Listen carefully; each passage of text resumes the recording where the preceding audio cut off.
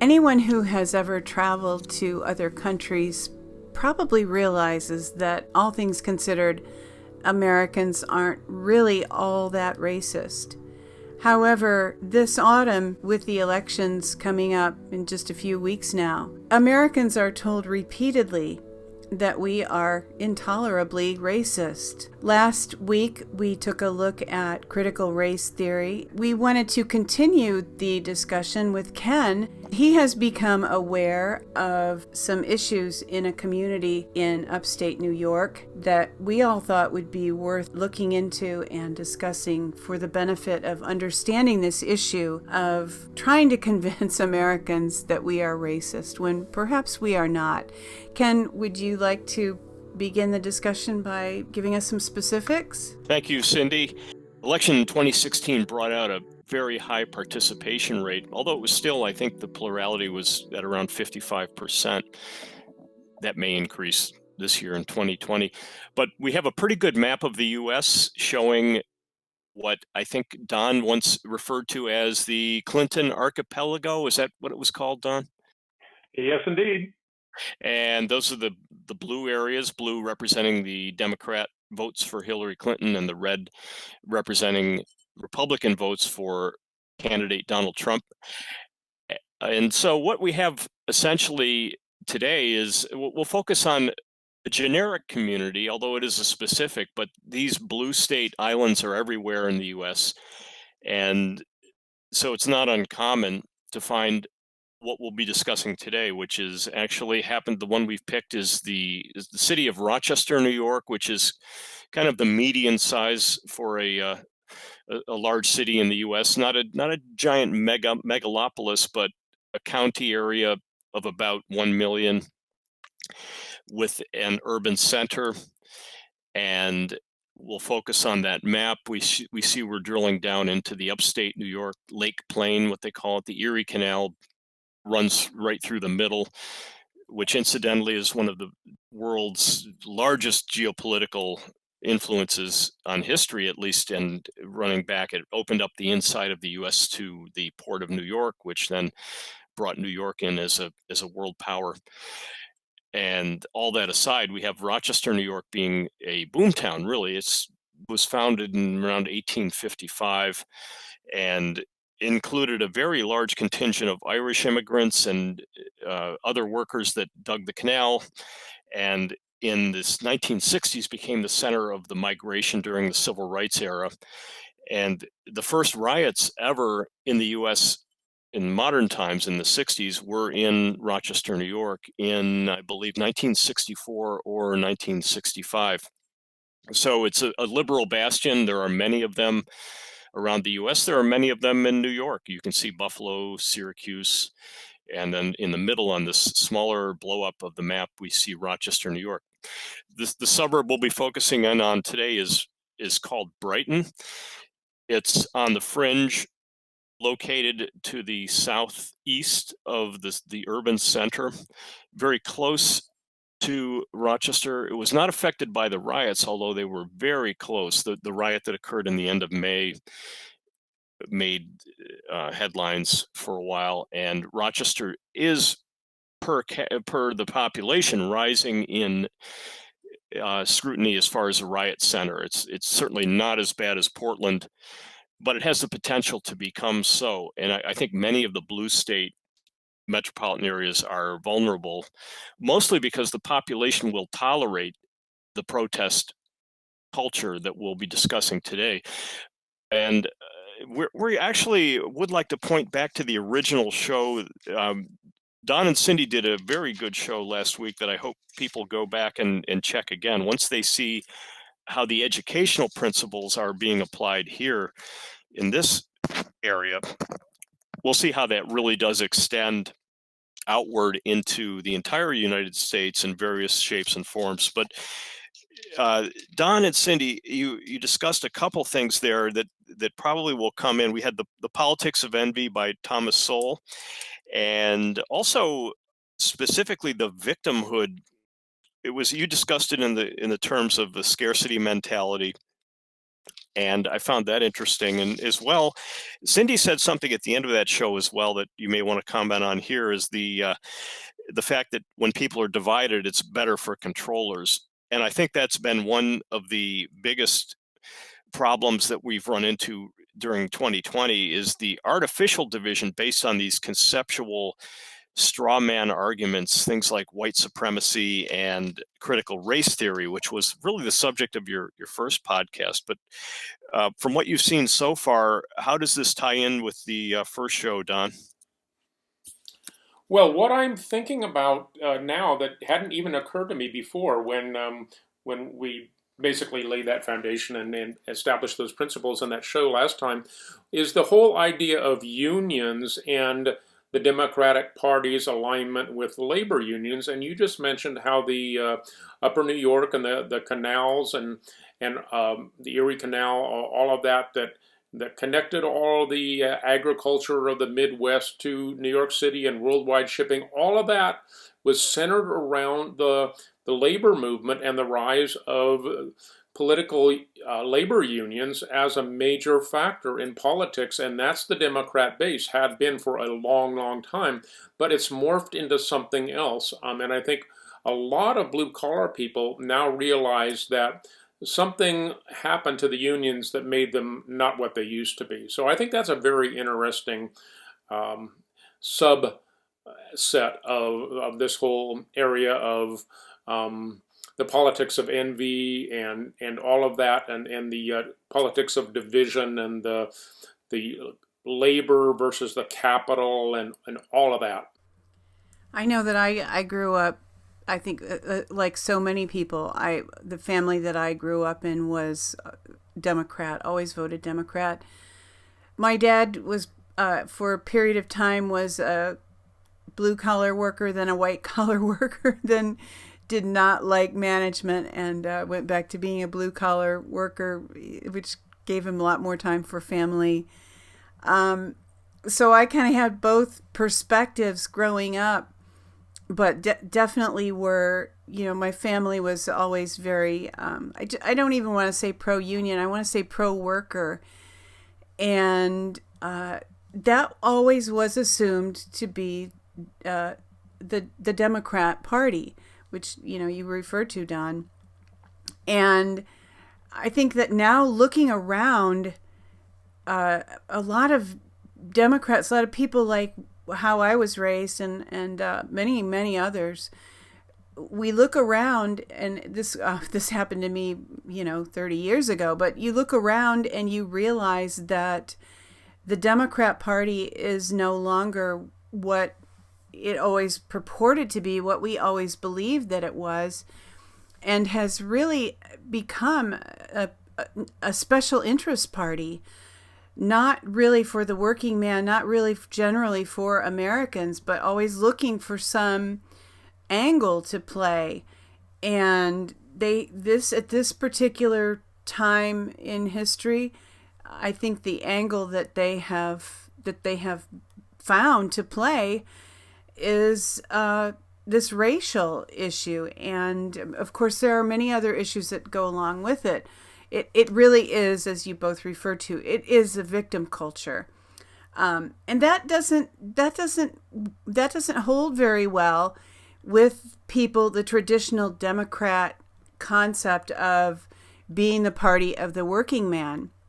Because the working man, quite frankly, just wants to get up in the morning, do his job, come home, watch a football game, put his feet up and drink a few beers. And I don't say that in a denigrating way at all. I think I value that kind of a life, even though I'm not a beer drinker, but I'm just not denigrating that lifestyle. I just want to separate that traditional concept of the Democrat Party from what we are seeing now. First thing I'd like to show everyone is a clip that sort of encapsulates the beginning of what I would call this. They call it the 1619 Project, I think. But what we'll see here is Dr. Kevin McGowan, and the objective here is not to direct any negative attention toward the district in this town, or any harassment of any sort. I think when these people, the educators, go to sleep at night, they feel that they've done good. And this is the nature of synthetic reality, the reality that's been created by this ideology that we're going to be decoding essentially. But it does begin when Columbus sets foot on North America, on the North American continent, and that was in 1492.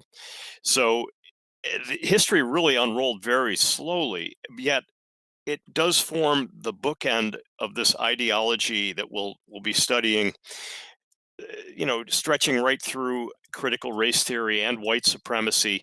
But it's been very carefully constructed. And Dr. McGowan has definitely spent time reading this material, and we'll show why, because he does cover pretty much the full spectrum. By the end of the show, I think all of Don's predictions and Cindy's will be fleshed out in real time. This is a real example we're giving of how children are definitely being educated.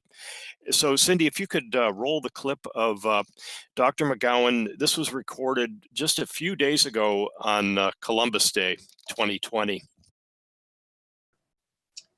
So before we move to the further into our evening, I would turn it over to Dr. McGowan for a brief comment. Thanks a lot, Mr. Kamich. I appreciate that. And the opportunity to begin our meeting a little bit differently. I'd like to acknowledge a current event essentially before us, and one related to a past that I think we should remember and recognize. Yesterday, we didn't have school, as everybody knows, due to a federal holiday that is called Columbus Day.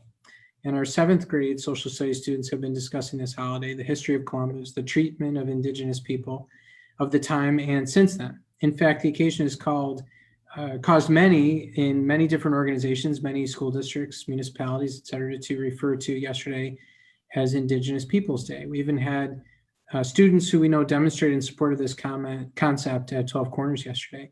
I know that the students will make their case clear to you and be in touch with you as a board further to think about that issue. And I think it'll be really interesting to see where their thinking will leave all of us. So kudos to them for doing just that, thinking and causing a dialogue and engaging in a conversation about an important issue. But in the meantime, I'd like to actually ask us to consider this a little bit differently and ask that we take a moment as we reflect on the fact that we are meeting, in fact, in a sacred space that did not belong to any of us. Those native to our area, the Seneca tribe, were the victims of many abuses through the colonialism that we benefit from today, including the burning of their villages by the American forces of the Revolutionary War because of their allegiance with the British. We owe them a debt, and at the very least, an acknowledgement that this was their land, their space, and we benefit today from the injustices that they suffered. With that limited and not nearly deep enough explanation, but one that might simply contribute to a conversation that is being had by our students, and I thank them for that conversation and encouraging us, we're ready to continue knowing the space that we're in and reflecting on that for a moment. So thank you for the opportunity to say that and to start that way, especially as it's in proximity to that, to Columbus Day and to the holiday. So what we have is the elements that I'm starting to look at it more from the words that are used or the linguistic expressions. And so the students are thinking, but they're thinking along the lines that were sort of the path that was laid for them. And then it's presented as being original content from the students that will be coming back out. So it's kind of a circular parrot session. And also, if you look at the words that Dr. McGowan used, it does portray the basic victimhood template, using expressions like indigenous, which that's debatable. I don't know. I think if you look at the path and the different changes in territorial occupation by the native tribes themselves, it definitely wasn't Disneyland. It was a brutal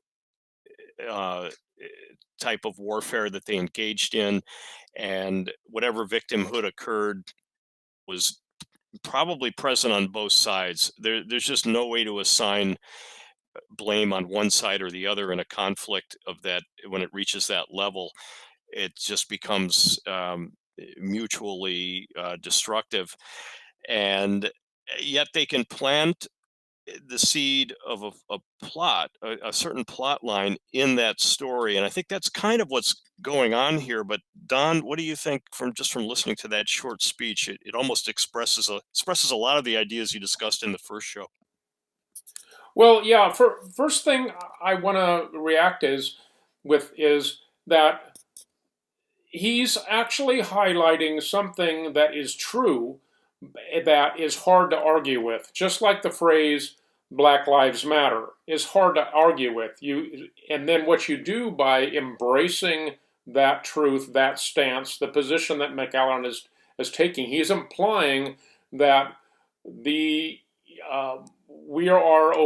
being Western culture, of all races really, have been the oppressors, and that basically you're saying, you're taking the stance, if you agree with him, I can never apologize enough for what I've done, and that it gives license to the whole idea of victimhood, as opposed to humans treating each other on an equal basis. Now, granted and 100% agreed with that the American Indians were brutally taken advantage of and made party to treaties that were broken by the United States government and whatever came before the official United States government, the treaties that had to do with that England or whatever colonial nation was in charge of whatever piece of land. So yes, there were legitimate grievances, but to actually take the stance that we're occupying this school, that this is actually native land, that's a pretty extreme position, to basically saying we don't deserve to be here, and it's overly apologetic. Let me just put it that way. It's not dealing with people as equals. It's saying, here's my belly, give me a gut punch. That kind of a stance. It's it's masquerading as being morally superior by assuming all of the abuses that were done by our ancestors were your fault. Now, having said that, there is a place, I truly believe, for identificational repentance in which each of us is capable, in a spiritual sense, of repenting for the sins of our forefathers. But when we do that, we're doing that not as if we ourselves are guilty. We're doing that on behalf of our ancestors. And then there can be a rapport between native or indigenous peoples, or however you want to characterize them, and the person that's doing, or the group that's doing the identificational repentance. So again, it's legitimate, but the posture is disingenuous. I think that's probably the best word. Well, I think Dr. McGowan establishes the framework subconsciously by using words that are definitely discrete whole units, but then subconsciously creating linkages between those things synthetically based on that one interpretation. But there always are a variety of ways you can link the elements of discussion.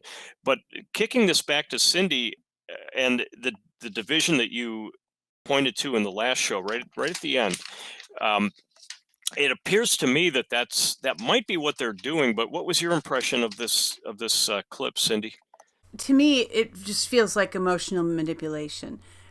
And the thing that really has come to mind when I've listened to this a few times, I'm here to say my family is only maybe 2-3 generations away from a pretty hard struggle. And most Americans, so it's been a couple generations and we're comfortable and we have what we, for the most part, what we need and some of what we want. But you start to look back and you look back at the indigenous peoples in the United States. okay, maybe we took their land, but I didn't. I mean, and these people came here from other places. They were struggling. It was a struggle. I'm really not much of an evolutionist, but the strong survive.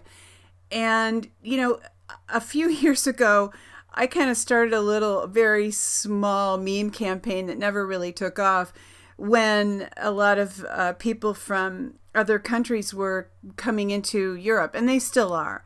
But it was something that people were talking about a couple years ago.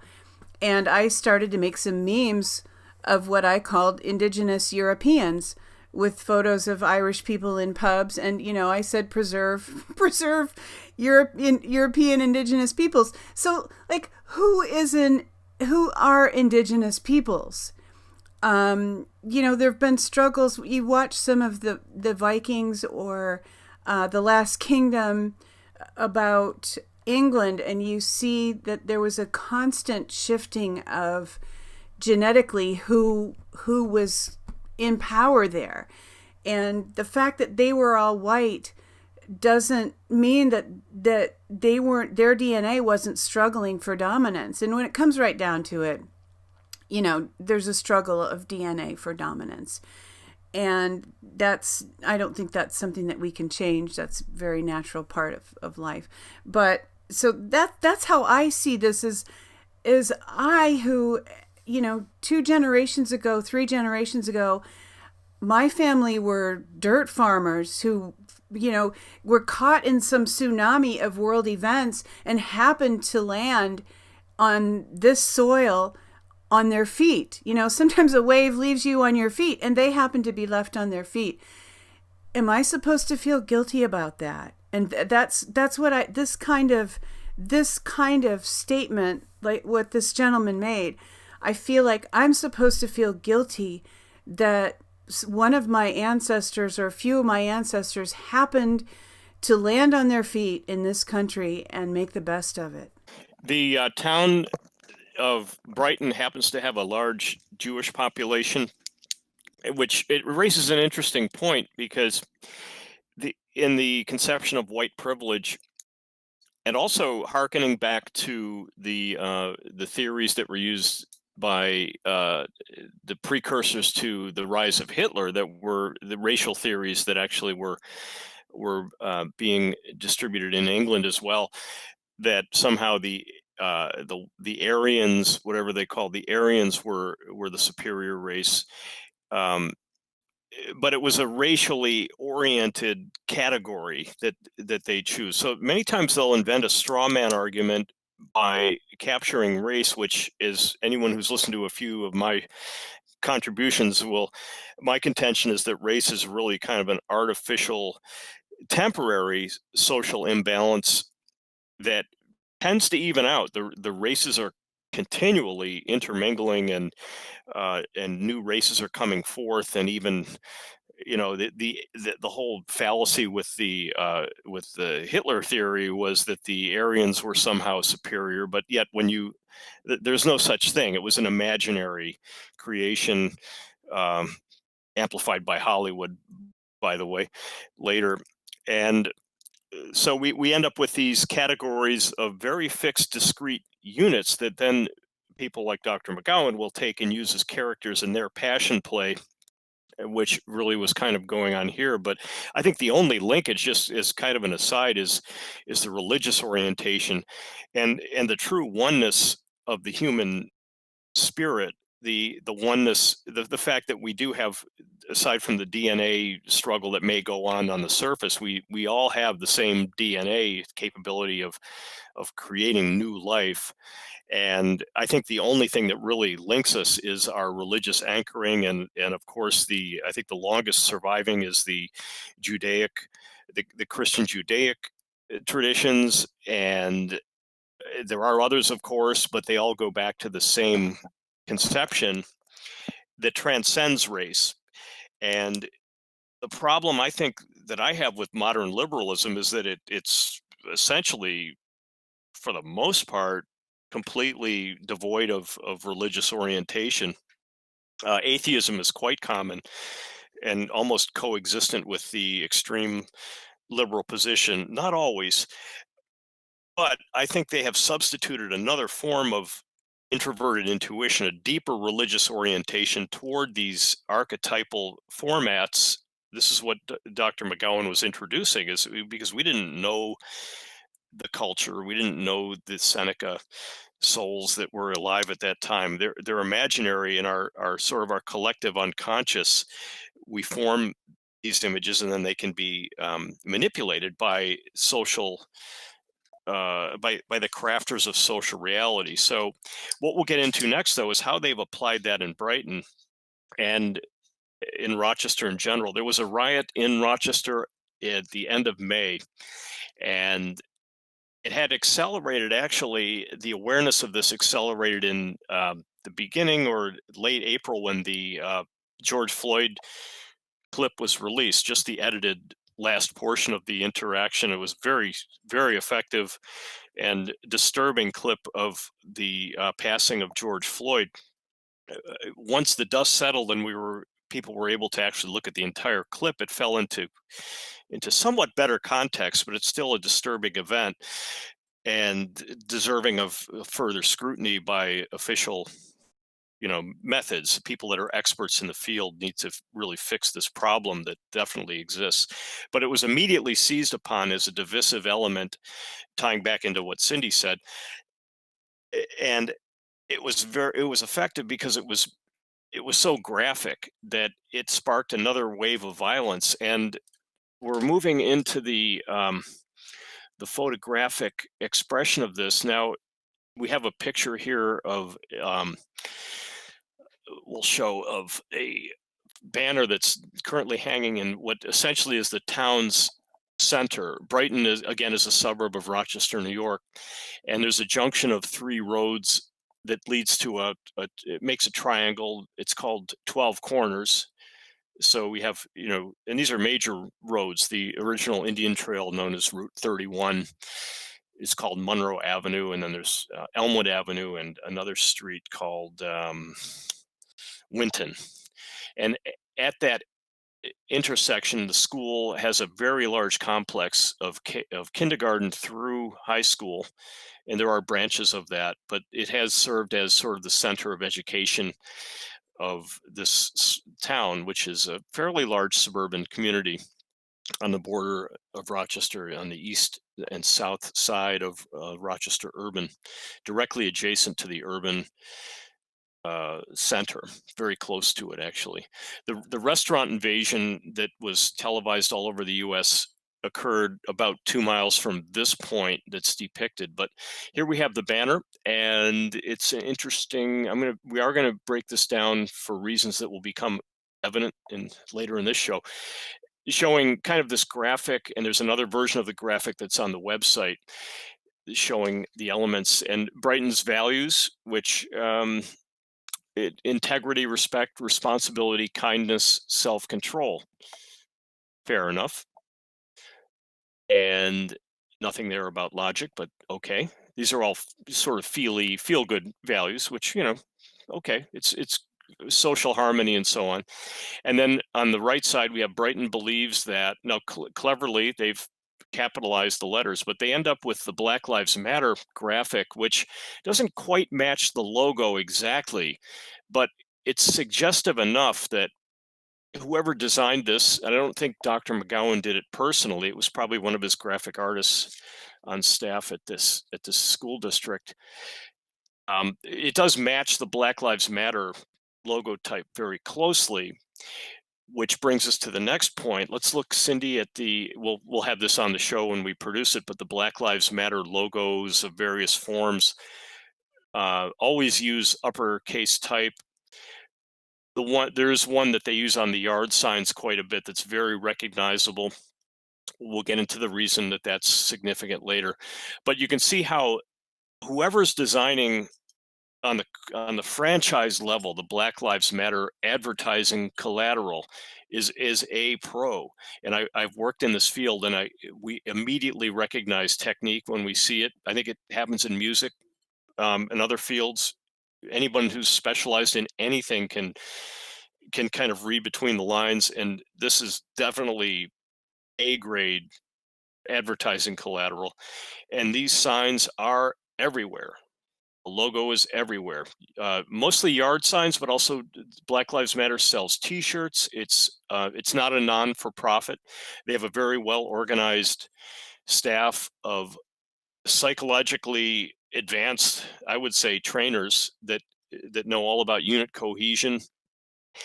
And so what we have here, getting back to the sign, is an enmeshment with the Black Lives Matter cause, which again is linked to riots. They've at least cooperated subconsciously with Antifa. You'll see the two coexisting pretty closely in a lot of the more violent actions that occurred in Rochester too. It definitely had the presence of Antifa was witnessed by one of the people that was working as a video journalist. The point of all this, let's go around though and just get our impressions though first, but we'll try to draw a line under it and bring it back to the bigger picture. But these are the elements that we have to deal with, and we've got to basically educating a class of kids. I mean, this is a K through 9 program. We'll go through the letter next, I think. But let's catch up with at least the graphics end of it, and how Don or Cindy, how do you see this fitting into the broader template of crafting ideological reality? I just looking at this for just my visceral reaction, I see the fist preeminent to me. That's what I see. And while the message may ostensibly be a message of peace, Black Lives Matter, the fist indicates that this is clearly not a message of peace. And I think that's the great dichotomy, the thing that confuses a lot of Americans about Black Lives Matter who have not really drilled into it, is that we're supposed to believe in peaceful protests. We're supposed to believe this is a well-intentioned movement that wants equality and understanding between people groups. It's not. It's the fist is a very clear expression of the motivation of this group, and anybody who watched any of the Rochester restaurant videos may have heard the chanting, "Give us our shit." I am baffled by that because I don't know what they want. I don't know why they feel that it's theirs, whatever it is. So this, to me, this again, the fist is, I think, the clear expression of the intention that we're here to fight. Now, Don said something offline that was interesting, and I know that this logo, the B, has shown up in various forms over the years, and but again, it's not always this two-tone. But what do you see? How do you see that being used? Why did they pick this version of it, do you think? I think it's interesting that the B itself looks segregated. We've got two colors there, so maybe that's was done with the school colors. I really don't know. Maybe it's been that way before, but you can't help but notice the separation of the light and the dark, which I think is interesting.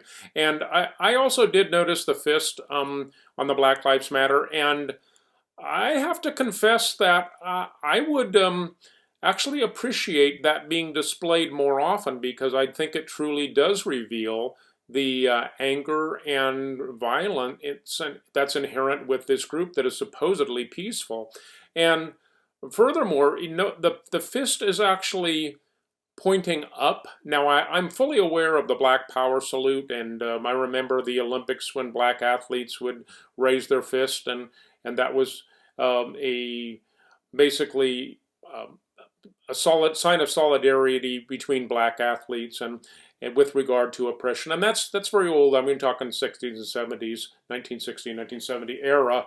The interesting aspect of all of this is it is recycled. And part of that recycling, I think, is contrived, but part of it's legitimate. So we're revisiting things with hopefully a degree of higher awareness. And what strikes me about the upward fist is it's anger at God. If you have a stereotype of an upwardly raised fist, who is that fist pointing to archetypically, symbolically? Well, that's when you hear the phrase shaking your fist at God. That's what that looks like. So I can't help but wonder that government being in the place of God, and this is anger at Big Daddy government, that is being archetypically portrayed as white and a dark fist.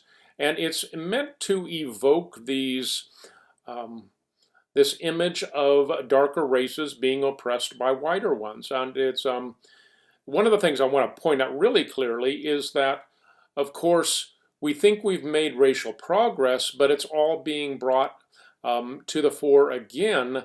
And I do think most of that's contrived, and it's the psychology of that. And that isn't to say there aren't still some real issues, but when you make that your focus, when you focus on something dark, something white, you're evoking these racial images. It's like the psychology of saying, whatever you do, don't think about a rhinoceros. Now, it's very bad to think about a rhinoceros, and a rhinoceros is a huge beast, and it's got a big horn in its head, and whatever you do, I don't want you to think about the rhinoceros. So what are you going to do? There's no way not to think about the rhinoceros, because the whole focus of everything that's being told to you is the rhinoceros. So what I'm saying is that the mere aspect of teaching people to focus on race and how we've done it all bad actually exacerbates the problem. It is the exact opposite of Martin Luther King's approach, where we're going to be judged by the content of our character instead of the color of our skin. So I do think this is purposely manipulated to divide. Yeah, I think the Martin Luther King approach has sort of been abandoned, and what I see in this archetypal image is I'll go one step beyond, and I think the raised fist is an openly aggressive symbol, and you're standing in front of the attacker essentially.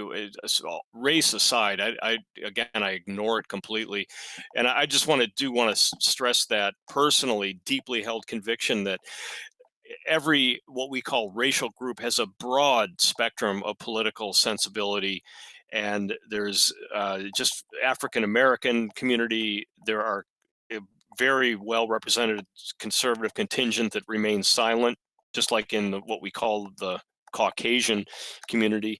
And then there's a radical element. There's a radical element on the Caucasian side in the form of Antifa, and that's linking up with the radical end of the African American radical liberal movement. I would say characterize it as a radical liberal movement more than that. But what I'll say about the raised fist also is that it not only is shaking a fist at God, but they're assuming the power of God and the anger. It almost like they become an archetypal form that's repeated over and over and over, introverted intuition, that expresses that anger of the retribution and the aggression that comes with that. And essentially what education is providing, what Dr. McGowan is getting into, is laying the pretext, the intellectual pretext to form that impulse of hatred. And we're moving from one end of the spectrum, from the higher level, the intuitive thinker crafting reality, down for the average viewing public and feeling public, pushing them into that sort of reactive mode of reacting to reality that's being crafted by these very well educated thought crafters. Dr. McGowan is extremely well educated, relatively youthful, but very knowledgeable in his field. And that's kind of the league that we're in here. Is we're watching the effect. We're watching an entire generation of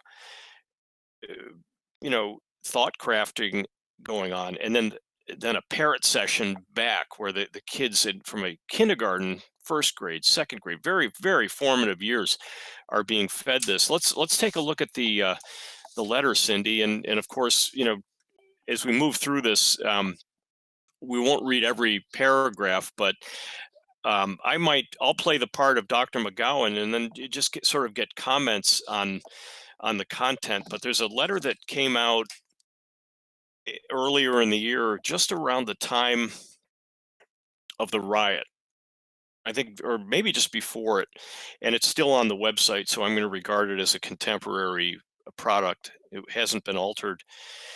But I'm quoting here, "You will notice today that a sign has been placed at the 12 corners expressing Brighton believes that Black Lives Matter." Again, all caps. He didn't use lowercase there, so that's again, it's they're promoting the franchise that has hijacked the issue of lowercase Black Lives Matter, which really I don't know anybody that would argue with that at all.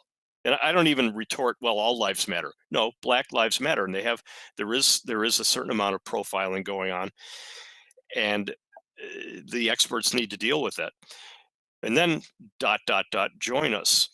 And then they continue. I quote again, "Simply put, systemized oppression, racial injustice, and institutionalized racism, among other factors, have resulted in a society where the lives of our African-American friends, neighbors, and community members have not mattered. Those of us protected and promoted through our own innate privilege receive constant reinforcement that our lives matter." Lowercase. Again, you see the victimhood and the subservient. The subject of the sentence is not the reader then. The reader has surrendered to this higher power, essentially. The reaction I have to what you're discussing here, the way it plays out for me, Ken, is there is a referee, and the power structure recognizes that they need to be in the role of the referee. So this two sides are emphasized so that there can be a referee, and the referee position is the one that has the power. And basically people are taught by one means or another that they need to be subservient to the referee because he has everyone's best interests at heart. Now, ultimately it's a fraud because people work out their individual differences, and there is a whole legal structure. And I don't believe that a country that elected a black president twice is systemically racist, and the whole critical race theory gambit has been exposed and 86'd by President Trump. But that's the game. That's the politician's game, is to pose as the referee so that they can have the power. That's what I see happening. I agree with you, Don. Yeah, they're emphasizing the problem, and they're making presumptions that everybody knows what they're talking about. Well, I don't know what they're talking about. I remember my childhood. I got beat up occasionally for no reason that I was aware of. I was picked on, and the affirmation that my life matters has always come from family. When I was a child, it came from my parents. As an adult, it comes from just the people that I'm close to, and even friends. But so it extends a little bit beyond family. But affirmation is that my life matters is personal. It's not societal. And, as I grow older, I'm not always, I'm not like people make assumptions about me because I'm a senior citizen. I'm not always, generally people are well-mannered, but not always. And, I've not thought of that really in terms of race. At one time, I guess when I was growing up, honestly, I lived in a neighborhood where there were a lot of Catholic families, and my brother and I were in a Protestant family, and the Catholic families had a lot of kids, and they backed each other up, so you didn't mess with them. And I haven't seen it in terms of race throughout my life. So, and then of course in the 60s we went through that. We've been, those of us who are baby boomers, it's like we've been through this already. We thought this was all resolved. We thought this was all settled. And it's coming back around for round 2 or 3, whatever. And that's what I feel. I find it surprising, and it feels to me like a waste of time, because we thought that we already resolved this. And maybe if this effort can go toward supporting families in ways that help families affirm one another, and especially the children, that their lives matter, maybe we could actually make some progress. I think the biggest issue is it's an election year, and I know that's a rash statement, but nevertheless, a lot of the common elements that we'll be covering, that we have covered in this show and that we will cover in the next show on another topic related to this one. And it seems that the structure is built to, the elements are contemporary racism, and that's anchored off the critical race theory from the first show, and its attendant white privilege concept. And what that ties into is I feel is, and again we're spitballing here, orange man bad. It comes back to, directed at the personality of one Donald John Trump, although again, I think that's a straw man. Not that President Trump is a straw man, but it's easier to generate hatred in one human being. And it's quite easy, especially if you have control of the media, to focus that, and as a diversion, really. I still think President Trump, that anybody from the outside, whether it was President Trump, Bernie Sanders, Jill Stein, they all get the business, and they all have gotten the business at various, Ron Paul, people, outsiders, they'll find a way to get at them and make them an object of derision. And then of course we have the COVID vaccine issue, which we won't discuss in detail for various reasons, but that really focuses more on the election. It is the COVID is it's a real threat, but it's definitely, I think the reaction to it has been curious, and again, related to the election strategy of promoting the mail-in voting. So let's go to, if we could, just for a second, we'll wrap up with the Jungian conception. And please, dear reader or listener, don't be intimidated by this chart that we're putting up, and we'll try to move through it pretty simply. But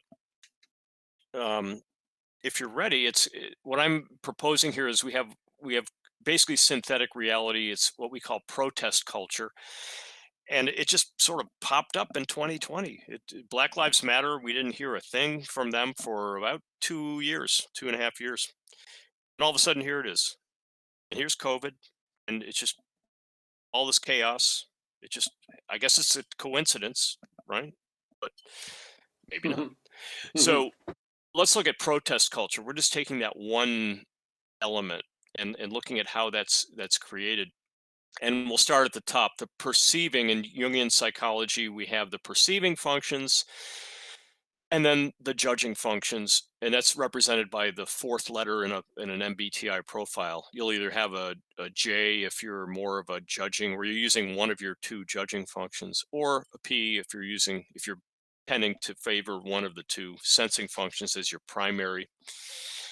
And so the elements of reality start with just the sense data that any animal can see, and that would be the video clip and the riots and the fire and the violence. That's the SE, or the extroverted sensing function.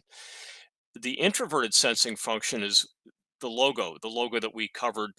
You see the Black Lives Matter logo. It's just, not picking on them, but just that one form of sensory archetype that takes various forms, but is basically, in essence, the same. Getting a little more into the intuition end of it, but it's a gradation. But sense data, it's a yard sign, it's a T-shirt, it's the warrior attire of the Antifa. It's how does the enemy look? What does the enemy look like? What does Orange Man Bad look like? What are his cartoon images? The sensory focus rather than the extroverted action of a riot. And then the intuition, another perception, is how does a thought crafter like Dr. McGowan create this synthetic reality? And what linkages can be used? What elements of reality can be linked, even if they are artificial elements of reality? How can they be linked into a cultural vision and a future imagined, going ahead of the event horizon and giving the imagination something to picture as a goal? And then your introverted intuition would be the critical race theory, or essentially your religion. I mean, these things, again, introverted archetypes are essentially faith-based unseen forces that you develop as an object of worship, essentially, and an object of action, in the same way someone would use a religious inspiration.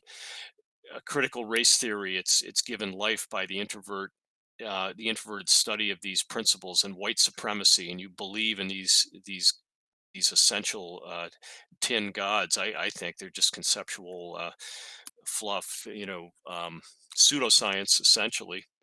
Yeah, I agree, Ken. It's basically the priestcraft, the intelligentsia. They are the ones who we are taught to trust and look up to, and we are taught that they are the leaders of society. They are essentially the priest in a secular society. A society in which you can't have an outright religion develops its own priests to tell the people what to think, and that's what you've got here. It's the priesthood.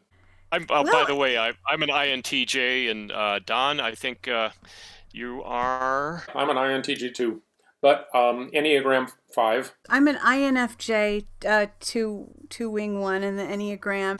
I think the minority types definitely get more discrimination, and again, it transcends race considerably, and I think by gender the types definitely differ. There's a fairly good understanding with the MBTI, at least. I have ignored Enneagram a little bit because it may not. I could be wrong here, but it's more oriented towards the individual.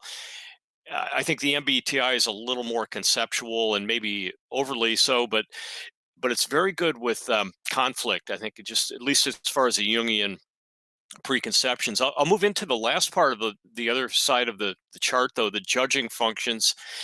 Essentially, in Jung's conception, the organism perceives and judges, oscillates between the two. There's no necessary connection. It's an oscillation process, and usually most humans will favor their perceiving functions or their judging functions, depending on how the survey turns out. It's not a straitjacket, but people definitely have a right-handed function and a left-handed function. And most of your moving down to the judging types, the what we call the feeler, what's referred to as the feeler, defined as a feeler, is a values rationale, meaning that you're picking an idealistic, maybe it's harmony, or maybe you value a certain religious belief system, and you like that system, you love that system. And then its opposite, of course, would be dislike and in the extreme hate. So the feeling impulse definitely has what we would see as a pejorative negative side to it, as well as a positive side. Yet it's essential to being a human being to have balance between that and the second function, which is thinking, which is a logical rationale rather than a values rationale.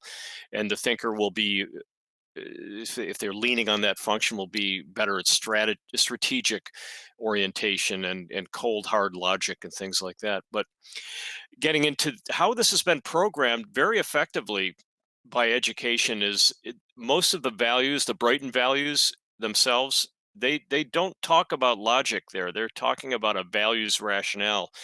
And that generally in again, tying back to the first show that Don and Cindy did, ties into the Marxist dialectic of eroding logic by use of a progressive shift in the values, by challenging the logic and superseding it by a values orientation. But I want to give Don and Cindy a second to see if they more effectively tie that into the some of the concepts from the earlier show, which really laid the foundation for this show. Well, Ken, as you're talking there, the thing that occurs to me, and I agree with you about the feelers not really having any really check where you can actually measure it. And the whole concept of metrics and measurability, I think, is really interesting in the corporate world. At least it was at one time, 10 or 20 years ago. I believe the sand has probably somewhat shifted, but the idea is that whenever you're trying to make progress, there needs to be a metric to measure that progress by. But we don't have that with this. Now, it claims to be values oriented, but it's really feeling oriented, and there isn't any good way to judge it. So, well, that's how I tie that back in. I'm not sure exactly what the metric would be, because it seems to be missing. Well, there isn't any, and that's the thing. And I'll turn it over to Cindy in a second. But the most fascinating thing to me with Jungian psychology is this dichotomy, and to further contribute to the intellectual end of it, is the two are exact opposites in every respect. So, just for example, in the thinking or the logical rationale, it's either true or false. It's a binary, which literally does translate into measurable. It's the very basis of cyber architecture. The chip, on, off, right, wrong, correct, incorrect. This 1 + 1 is 2. Computers are racist. You've discovered it. You've uncovered it. On the feeling end of it, everything's the opposite. So there's an infinite variety of values. Infinite. There's an infinite gradation in gray area across that rationale.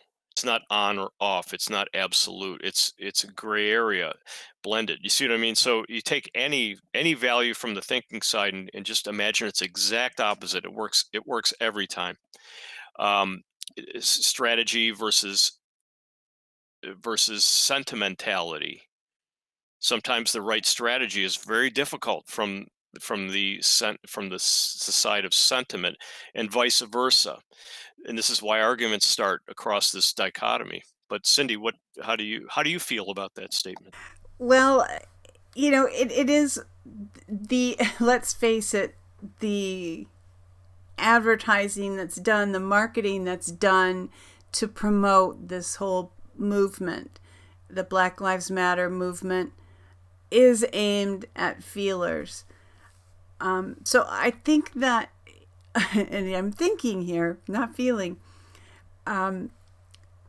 it doesn't appeal to me as a feeler. And I'm not sure why. I'm not impacted by it. Well, your values are different. That's the thing. It's your value. That's the thing about. This is why you can't predict political sentiment based on somebody's MBTI, and there are plenty of feelers that believe in that like the conservative approach, and vice versa. You see what I mean?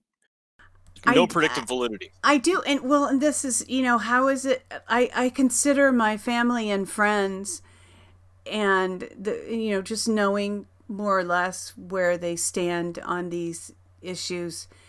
And I can't find a reason why different people have chosen different points of view.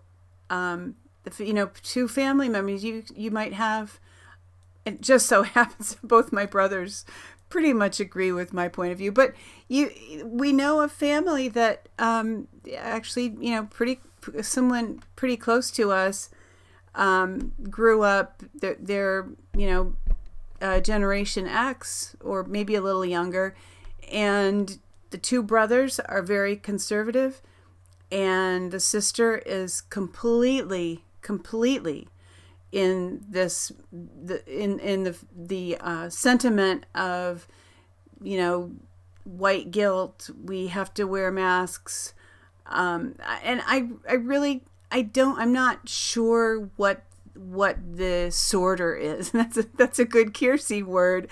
I can't identify what the sorter is here. Why certain people, certain feelers even, are moved by these arguments, and other feelers who've been raised very similarly with very similar values are moved by them or aren't. I'll give it a stab, but I want to hear if Ken has any input before I do. Yeah, I think it may go back to, let's go back to the chart for just a second, because this may explain it partially. We have the extroverted feeler, which would be the FJ in the last two letters in the Myers-Briggs, and there the primary energetic impulses for cohesion and harmony, and that's what I've listed here. Is it applies to the training that goes into the Black Lives Matter agitators, and also the I believe they also use this in Antifa, but is unit cohesion, shared political sentiment, and sometimes it depends. I think you'd have to. It's very hard to unravel the rationale of the feeler, because it's a much more primordial subconscious process that we share with all creatures on Earth. And it's not to say that feelers can't think, because they're just as capable of thinking as anyone. It's just that it's the right-handed function, left-handed function. But people will delve into an interest area. Now let's look at the other side, the introverted feeler. Everybody's got both, by the way. It's just that one or the other will usually predominate. But when you're an FI, you'll have personal conviction, and it will be, again, deeply woven into the limbic system. This is why the feeling part is accompanied by emotions, which are perceived. They're literally they're just it's like everybody rides a horse. It's a subconscious, and the feeler is more in touch with that essential impulse. Again, you'll see the cold hard logical thinker will not have that emotional component usually, though. It's a fascinating part of this whole thing is the two are completely the opposite. One is more enmeshed in the limbic system. The other has nothing to do with it, is more in the frontal lobe. But hatred, aggression, you'll see I listed those in the protest culture. And again, self-discipline comes from personal conviction as well. And all those things must be present in a human to really be balanced. And again, the riot people are just as convinced of their correctness as we are sitting here. And Don, what are your thoughts? Well, I'm toying with how to express this, and I can go in a couple different ways. I've got the beginnings of a theory that I'll get to in a second, but I want to lay it out first. I think what we're actually looking at, and completely aside from the MBTI system, is people. There are people that are stronger as individuals, and people that are a greater part of our identity is the group that they attach themselves to. They're either more of a group orientation or more of an individual orientation. And I think that does shift over time. And it's not always, I know for me it has been over the course of my lifetime, developing in the sense of greater strength and integrity of my individual sense of personhood, and less so as when I was younger. Now, I think that is somewhat typical, but it's not always completely typical, because always the case, because sometimes people will realize early in life, my God, I can't do this on my own. I've got to be a part of a group that'll give me strength and power, and there's a great bonding that takes place there. And Yeah, before I explain how I look at that in terms of the Enneagram, I'd like to get your thoughts on that and see how you tie that in psychologically, Ken, the idea that I just expressed there. Well, I would say again, it's looking at the. I'll go back to the chart again. Typical INTJ. Um, the internal values are on the right. So again, that's personal conviction, and for the thinker, it would be focused study. And how it's. I'm glad you asked this, because how Carl Jung defined introversion and extroversion differs from the contemporary cultural definition.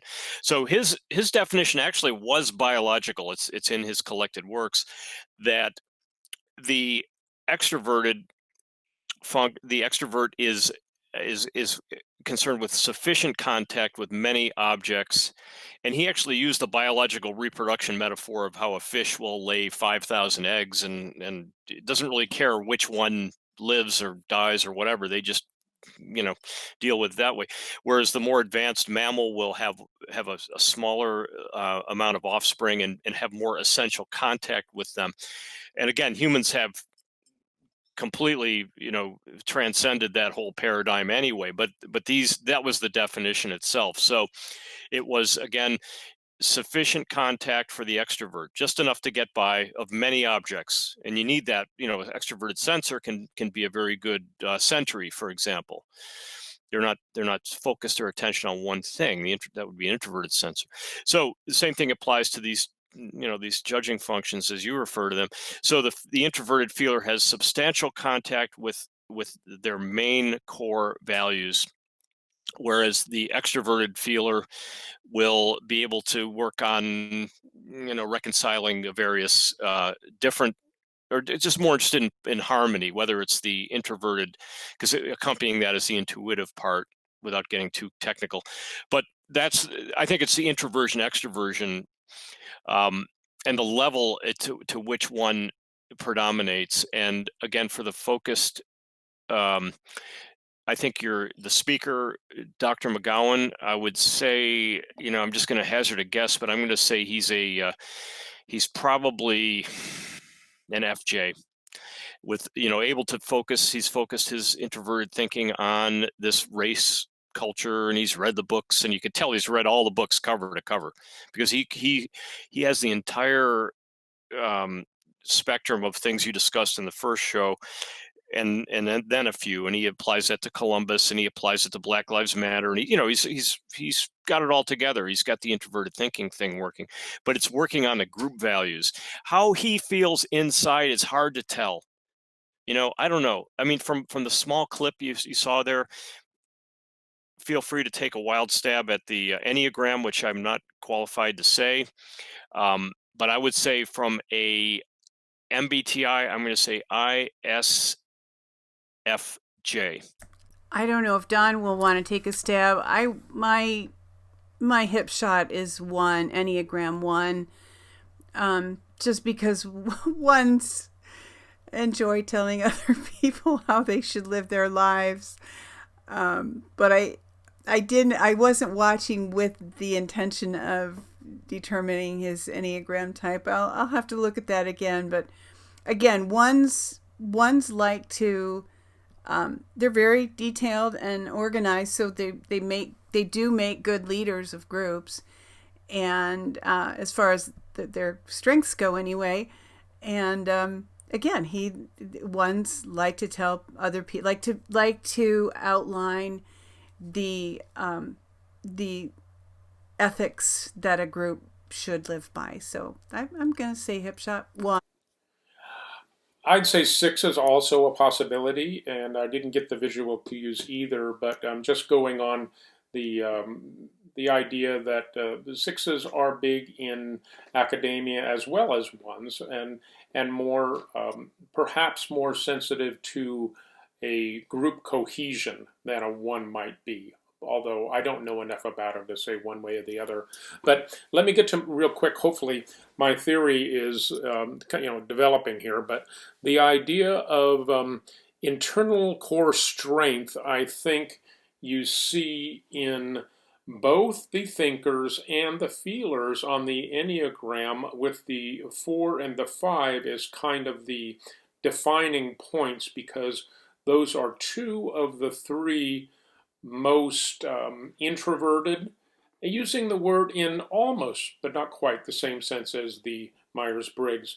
But the 4s and the 5s are typically introverts, and one on the side of thinking, one on the side of feeling. So I'm holding the possibility that really a feeler, somebody that would align with the Enneagram 4, could actually be as individualistic as any thinking person, and with regard to group attachment. And in fact, the Enneagram 4s are famous for being individualists. That's sometimes the term that's used to apply to them. So I would say if there is an archetypical way to look at how to have individual strength, it would be both those 2. Now, the other Enneagram type that is also known as being introverted is the 9. So you have the 4, the 5, and the 9 as being typically the most introverted of the Enneagram types. The 9, however, is introverts with a completely different focus. The focus is actually external. So the 9 is basically dialing the antenna outward instead of inward, although the focus of energy is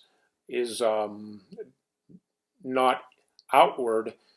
The focus is inward. The orientation is outward. That's a little hard to visualize, but the 9, I would say, doesn't necessarily have that individual lack of group cohesion need that the other 2 do. So anyway, that's my preliminary theory there on how the Enneagram sorts out the difference between those that are attracted to political groups and those that are attracted to, let's call it, liberty principles of individualism. Now, could that individualism be redirected? And that's what I'm concerned with here, is that here we have an educational process from kindergarten through high school. Do you think it's possible, based on what you heard today, that they could take an early, someone at the age of 5 and raise them to be doing the same things, but in a different, using a pointed in a different political vector? I think to some degree, yeah. I'm thinking, okay, typically an Enneagram 4 is known as an artist or the creative type, and this is kind of your leftist stereotype of the person with the funny colored hair, that dresses offbeat, and now it's its own subculture. So you get the individual that is so unique that they've made themselves just like everybody else, that chooses to not go along with the crowd so much so that they are the crowd. Well, at some point, that pendulum swing just doesn't work anymore. And I think we might actually be seeing that with Generation Z. They're just saying, you know what, all of this stuff of the protector of the downtrodden, I don't know that I want to be a part of that. So I don't know if that quite answers your question, but that's kind of how I see it. Is it will work, the indoctrination and the fitting people into a mold will work to a certain degree until somebody's internal alarm bell goes off and says, well, I don't think so. I don't think I want to play this game. That's true. I think it probably happened moving from the 50s to the 60s, and I think that's kind of the function, at least in a social. This is more of a sociological thing, but the function of youth is really to kind of compost the last generation's values. And I think in a period of complacency like the Eisenhower years, we ended up with really the birth of the deep state. and the deep state generation started with the post Kennedy period and then extended into the present. So they were trying to craft a new generation. Now, whether this generation imbibes these values, the opposite may happen, which is probably what will happen. These things occur in I would say in leaps of 30 years. And I think this is why the racism issue is so hard to deal with. That also moves in its natural pace is slower than what a lot of the activists are expecting, and they're unilaterally trying to control reality. And I think it will eventually, after a lot of pain and suffering, will come back to haunt them. And we'll get into that in the next show. We'll be covering the upcoming. But I think what happened here is we have Dr. McGowan sort of parroting the intuition and thinking of someone else. He didn't create original material here. I don't think he's got all the catchphrases that he didn't invent, and he's effective in what he's doing. But again, he's the ISFJ, which the SF would be the sensing feeling type, and he was taking direction from the NTs as usual. We've discussed that in the show quite a bit, is how once the media or the author or the tech or big tech takes over the intuition and the thinking, they push. This is when the SF group, which is actually a majority of the population, if you look at the distribution curve, it's actually shocking how much this predominates. I think the 65% of the population surveys as the sensing, and then of course the feelers greatly outweigh the thinkers in the female population. Not that either can't do either, but it's just that's the preference, and that may be psychobiological.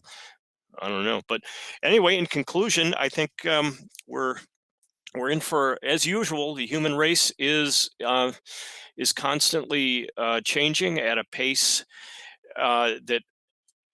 that depends upon this diversity of personality, and we'll see it in riot culture. Every single Jungian type is accounted for, from the rioter right through to the intellectual, and they've all got something to do. And I think the point of this show is to show how I believe I think all of us believe that it's very well crafted, and it does have a central theme that's recognizable. I think when you sit down and actually look at the details, they tie into a bigger picture. But your thoughts in conclusion, Don or Cindy? Yeah, I'll go real quick. You triggered the memory of one of my favorite books, Ken, and I have to mention the Fourth Turning by Strauss and Howe. They look at these long cycles, and from a historian's standpoint, but also really to some degree analyzing the psychology. And I can't help but think that some of the people that are involved in this long-term cultural planning are actually aware of those trends and actually know that we are cycling through an echo, I'll put it that way, of the 1960s counterculture at this time.